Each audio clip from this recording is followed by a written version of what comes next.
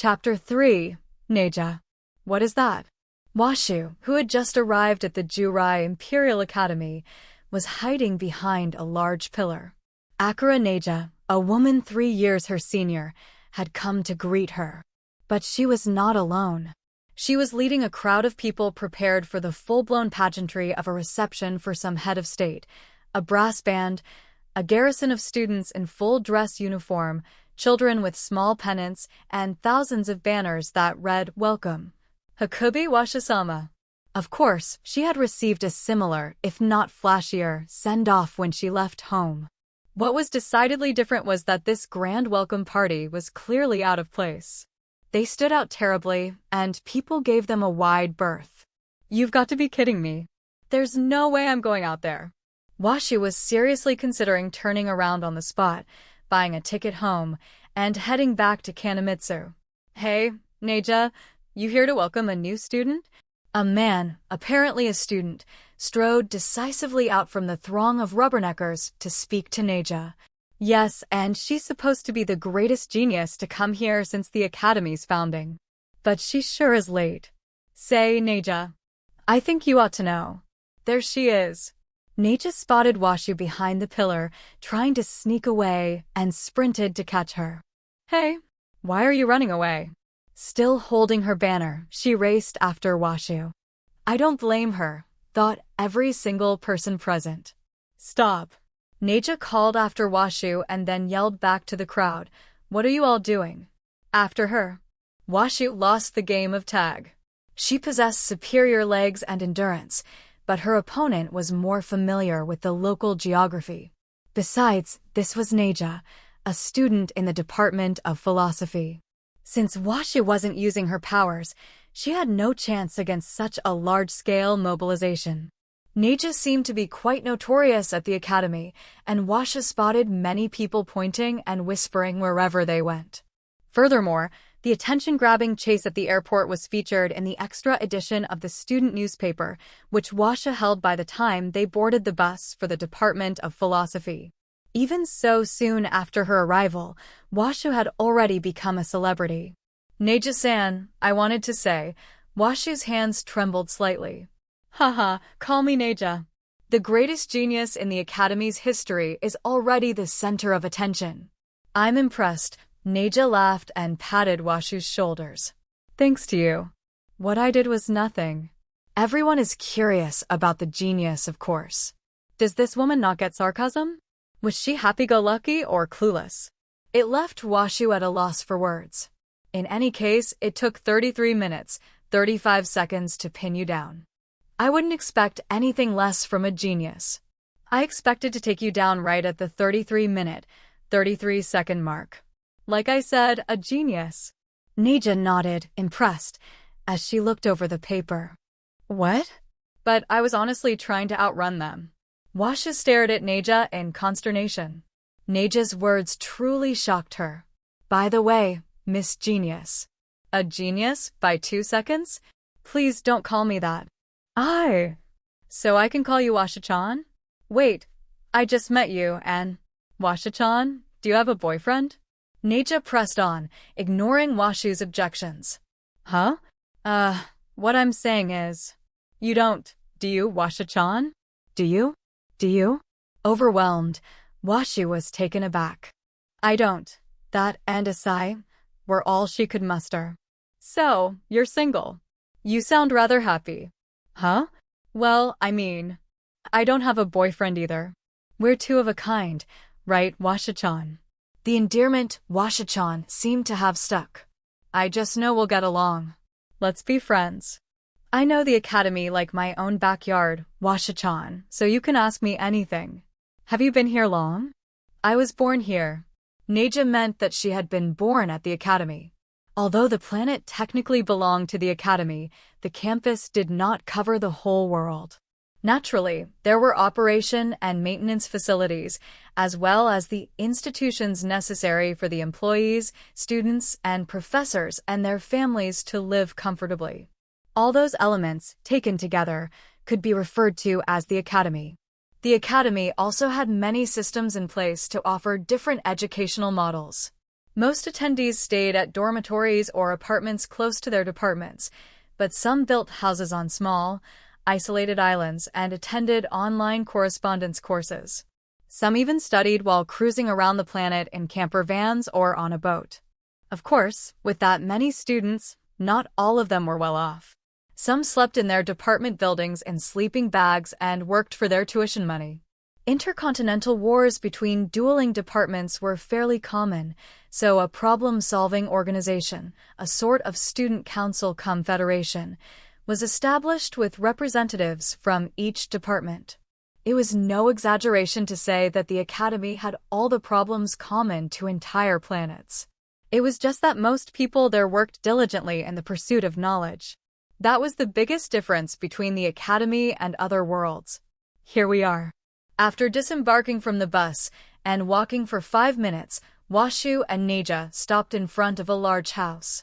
It was a spacious residence, befitting a plutocrat. The neighborhood seemed to be an affluent residential district, lined with palatial mansions, but this one was particularly magnificent. This is impressive. Is this your house, Neja-san? Neja returned a piercing stare with dead eyes. Neja-san? Yup, nice joke. Very funny, Neja said with a stiff smile, patting her on the shoulder.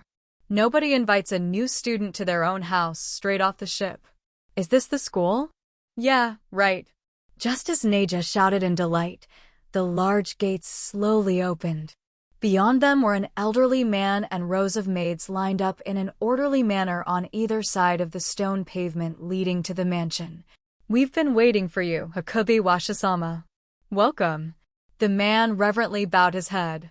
Behind him were gardens gorgeously lit up in the night. Washa pointed towards the house with an obvious silent question. Was this really her house? Neja enthusiastically nodded and said, It's gotten late, so we'll do the administrative paperwork tomorrow. The day's events seem to have tired you out. Okay. I'll come get you at 8 o'clock in the morning. Good night. Neja cheerfully waved, ignoring Washi's attempt to talk, and briskly walked off. She's as boisterous as the fishies back home, all by herself, Washa mused. The elderly butler courteously reintroduced himself, exuding benevolence. Welcome, Hakubi-sama. My name is Hirata, and I am charged with managing this mansion. Pleased to make your acquaintance. This house has a staff of 150, each handpicked, myself included. Please let us know if you need anything. Is this really my house? Maybe dozens of other students live here too. No, per Akuma-sama's instructions, this house was prepared for Hakubi-sama to reside alone. The professor? Yes.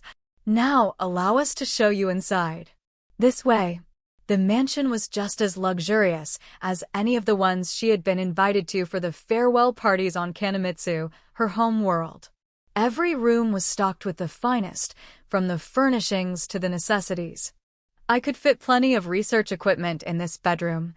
Washa looked around, dumbfounded at the needlessly large room. It seemed as big as the entire kindergarten building back home. Hakubi-sama, students in the Department of Philosophy receive personal laboratories. This is strictly your private space. Of course, it's up to you how you use it.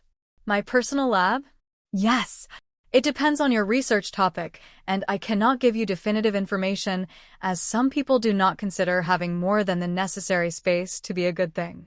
But lab size ranges from a large trailer, for example, to, look, that satellite you can see in the sky is the personal research facility of a professor in the Department of Philosophy. He pointed at the white circle floating through the heavens. I feel extremely out of place, Washa muttered, looking up at the sky from the bedroom terrace. Don't be silly.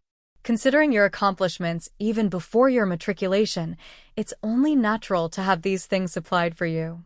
I haven't done anything that impressive. Shank wouldn't agree with you. Washu's expression contorted, not because she remembered being in mortal danger, but because the butler's words reminded her of the man she had once known.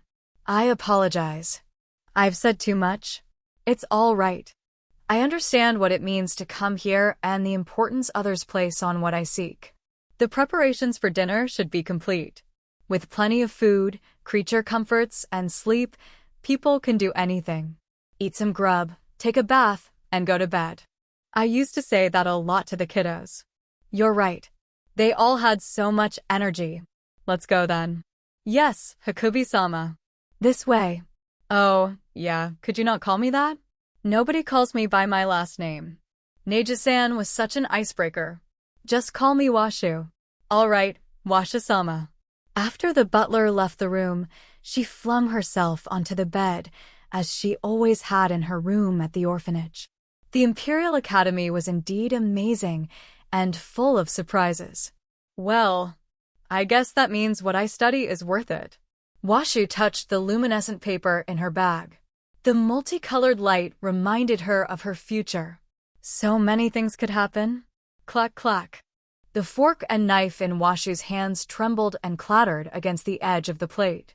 The butler and maids looked anxiously at Washu and the deep furrow in her brow. Washu-sama, I apologize. Is there anything not to your satisfaction? Arg. This is such a waste. Washu exclaimed. Excuse me. Look, I'm not a galasha. There's no way I could eat this much food. Washu stood up in front of a table that could easily seat 100, covered in plates of food. Furthermore, she was the only one eating, while 10 maids served her. As thick-skinned as she was, Washu could not bear it. She did not want to. Gather around everyone who's not busy right now. Let's all eat together. With all due respect, we serve you. We cannot. I don't like such stiff formalities. Besides, I didn't hire you. This is all Jurai's goodwill, Washu declared to shut the butler down. But you are worth this effort. I'll make that decision myself. For better or worse, this lifestyle is too extravagant for me right now. It's easy to get used to luxury, but getting used to going without is no simple matter. I don't want to grow insensitive to the hardships of life for the sake of my future in the academy. If you insist. I'm sorry. Besides, meals are more enjoyable when shared. At her prompt, the party started. The mates close to each other in age became fast friends and engaged in lively conversations about their personal backgrounds and romantic entanglements. Hirata, the solemn butler, seemed uncomfortable with such boisterous chatter. Washu-sama. Please leave that to us, he implored Washu, who had started serving food and bussing the table, just as she used to at the orphanage back home. Haha, I couldn't resist. Force of habit. After being so discomfited yesterday, Washu had found her usual stride again. Thank you for the meal. Washu-sama. We'll do the cleanup. After the party, Washu started clearing the table, and the butler hastily stepped in to stop her. It'll be faster if everyone chips in. Could you separate out the greasy plates and bring them over? Washu headed for the kitchen with an armful of dishes. Since she had experience managing groups of people, especially young children, she led skillfully the team and got the job done astonishingly fast. Her speed and finesse at cleaning up show her practiced hand, but her timing and harmony in leading others is brilliant. There's no other way to put it, murmured the senior maid, who was the butler's second in command. She sounded impressed. True. But we were placed here so that she could focus on her studies. We should be the ones attending to the daily chores. She took care of children on her home world. This is probably what daily life looked like for her. The butler could only sigh deeply. All right. We're done. Good job, everyone. Washu looked around, satisfied. Now it's time for a bath. I'll have someone lead the way. Obviously, the butler could not take her. Could somebody please show Washu-sama to the bath? Oh, allow me. A young maid stepped forward. This way. Her name was Sobo-mei. She was the youngest of the maids and 2 years younger than Washu. Originally from Jurai, she became a maid to pay for her living expenses while studying at the academy. Back then, quite a lot of money was required to attend, and if one was not born into wealth, it was impossible to raise the funds. But the academy's other function was to cultivate talent, and as such, there was a scholarship system. Students like Washu, who were accepted into the Department of Philosophy, the highest seat of learning, were exempted from all expenses, from tuition to living costs. However, this privilege was limited to a small percentage of people. And while most were exempt from tuition, they still had to cover their own living expenses. Selection for this group was the result of a number of exams, but even passing difficult tests did not guarantee acceptance into an applicant's desired department. Aptitude tests often led to entry into departments that weren't the prospective student's first choice. To get into another department, you have to pass the transfer exam that takes place every few years or pay your own way. It was clear that May did not have much in terms of funds. That's why I took the MAID exam. A lot of people take this route. It covers your living expenses, and you get a salary. Wow! Good for you. May-san, which department do you want to get into? I want to be an imperial tutor. Imperial tutor? Yes, I want to teach the princes and princesses of the Jurian imperial family. May blushed and continued. A member of Jurai's nobility was a lecturer at the school I went to. Jurian nobility. As a lecturer. On Jurai, they teach at a limited number of schools, but my school was the alma mater. And often, they come to the alma mater of their imperial tutor to repay the favor, as it were. I was very indebted. Such an open-hearted, friendly teacher. And with their recent marriage and the birth of a baby, I wanted to repay the favor, even a little bit. I see. And did you like this person by any chance?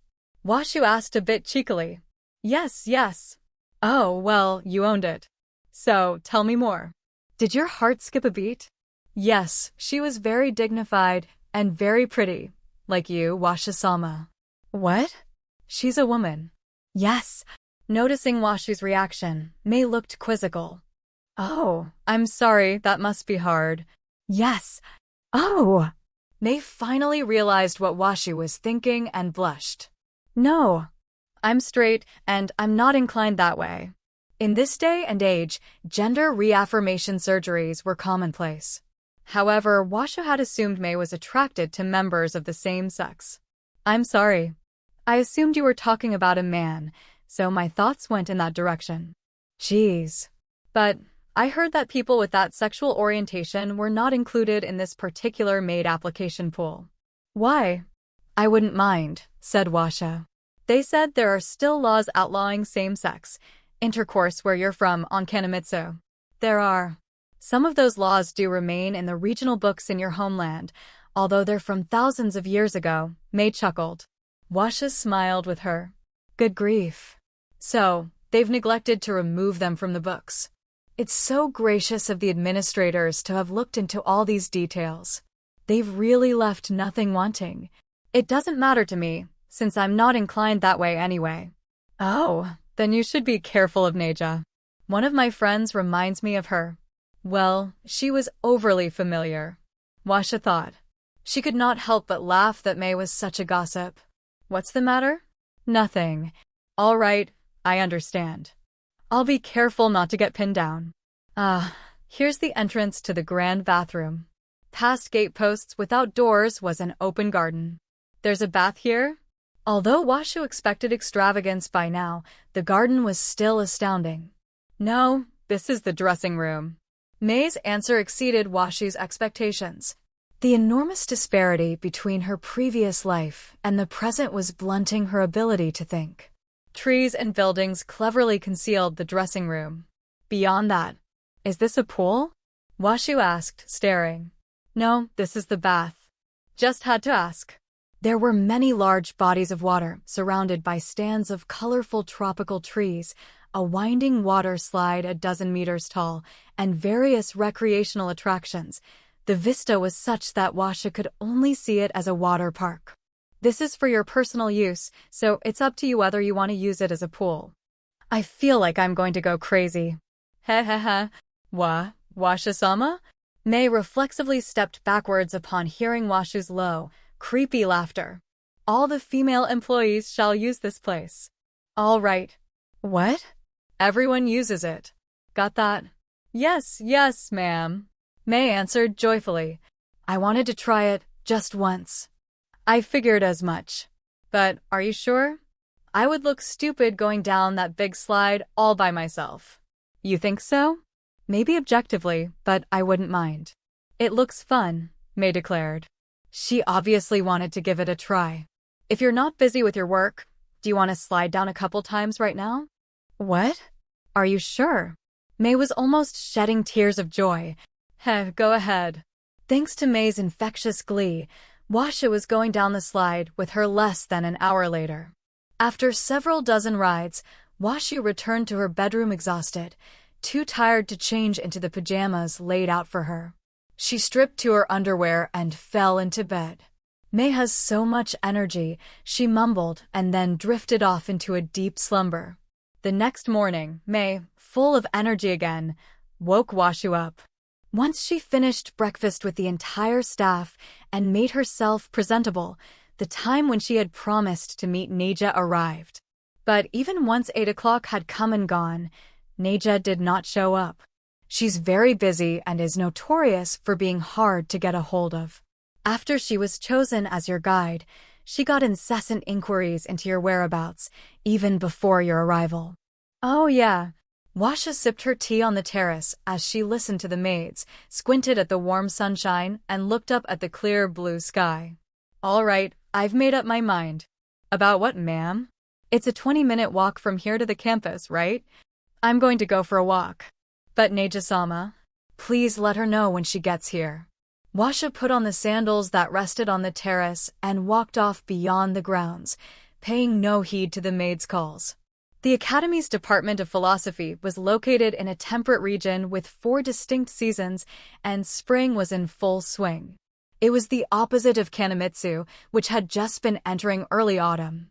Whereas fall tended to be melancholic, the fresh spring green and glorious weather beckoned Washu with the sparkle of new life, and she took a bit of a detour. Half an hour later, she was in the leafy shade where she could see the Department of Philosophy. Strictly speaking, she was hiding. There was nothing that indicated the campus boundaries, as there were no walls or fences, just a row of large trees that stretched for miles. There were no buildings, save for a campus building about a kilometer away. Judging by the treetops peeking above the horizon, there was apparently a hill beyond the building. In any case, what is that? Washu sighed internally. In front of an especially large tree that seemed to serve as a gate, 2 large robots stood like gatekeepers, holding a giant banner that read, "Welcome, Washa-chan," in huge letters. At the robots' feet were a fife and drum band consisting of several hundred members, a group of elementary students with pennants, and a throng of rubberneckers and journalists. A totally strange vibe surrounded them, much worse than yesterday's scene at the airport. They aren't going to catch me this time. Unfortunately, even if she tried a detour, Neja would spot her at once. Washa started to rack her brains. She tried to anticipate the muscle movements, lines of sight, and behavior of the 1,000+ people present to calculate their blind spots in order to reach the campus without being seen. But there were uncertain variables in all the simulations. The most troublesome humans were children. Washa had a bad feeling about one boy, standing with an air of boredom next to his father, whom she watched carefully. There's nothing worse than a bored child. Conveniently, the boy turned to his father to complain about his boredom, which positioned him in a shadow near Washu. Good. If only I could get past that kid. No. Oh, I know that lady. In the next moment, with exquisite timing, the boy outwitted Washu, although, of course, he had no such intent. A scholar is no match for a savant, said some writer somewhere. A child's whim had easily thwarted all of Washu's intellectual powers and insight. At the boy's words, every single gaze turned to focus on Washu. Running was futile. I'm sorry. Please let me through, she shouted impulsively, even though she knew it was pointless. Neja's not here because she went to go get you. Washa recognized the man. He was the student who had spoken to Neja yesterday. You didn't see her on the way here? They had just missed each other because Washa took the long route. Neja had not returned yet. If she had, she would have leapt out of the crowd. Go on while you can. He pointed towards the building. Huh, we understand how embarrassing all this is for you. Hurry. Everyone nodded at his words. Thanks. Washa bowed deeply and started running. It was about 1 kilometer to the closest building. There was no cover, just an open field, like a park. If Neja returned, she would spot Washa instantly. Running at a desperate speed, Washa quickly broke the academy record for women sprinting. Hey! A smile appeared on Washa's lips as she panted. She was internally fearful that Neja would discover her at any moment, but she also felt triumphant. She would not owe anything to anyone. That was what made her Washu. In that sense, she had an Imperial Academy philosopher's attitude already. Washa kept running. Oh! Hiding behind the building, Washa finally felt comfortable. The sights before her captivated her. A large grove of powder snow trees, transplanted from the Jurai home world, bloomed in full resplendent glory. As Washu had surmised, she was on a hillock overlooking a gentle slope. Low buildings, most were single-story, spread for several kilometers down to the ocean, like terraced fields. Each building's roof served as the garden of the building above it, full of colorful flowers, providing a contrast to the white powder snow blossoms. Jurai was second to none when it came to horticulture. A man came up to talk to her as she walked around and peeked about. Hey you! This place is for authorized personnel only. The arrogant, overbearing stranger spoke with his chest puffed up, despite his compact, stocky build. Washa thought for a moment that he was a professor, but he had a student's badge on his uniform. She intuitively understood that he was a type seen often at the send-off parties on Kanamitsu, people who looked down on others. However, considering the treatment she had received at the academy, perhaps it was natural that philosophy students considered themselves more elite than necessary. Excuse me, where's the office? The office. I need to fill out the admission paperwork. The man burst out laughing. New student? Do you have any idea where you are? Only the chosen among the most elite in the entire galaxy can enter here. It's not a place for a child like you. Perhaps you're mistaking it for the Department of Ancient Literature the next town over. The man looked at her with the utmost contempt. Since he did not recognize her, he must not have seen yesterday's news. Look out, called a voice. The next moment, the man standing in front of Washu received a flying kick from the voice's source. He screamed like a squashed frog as he plunged headfirst into the bushes.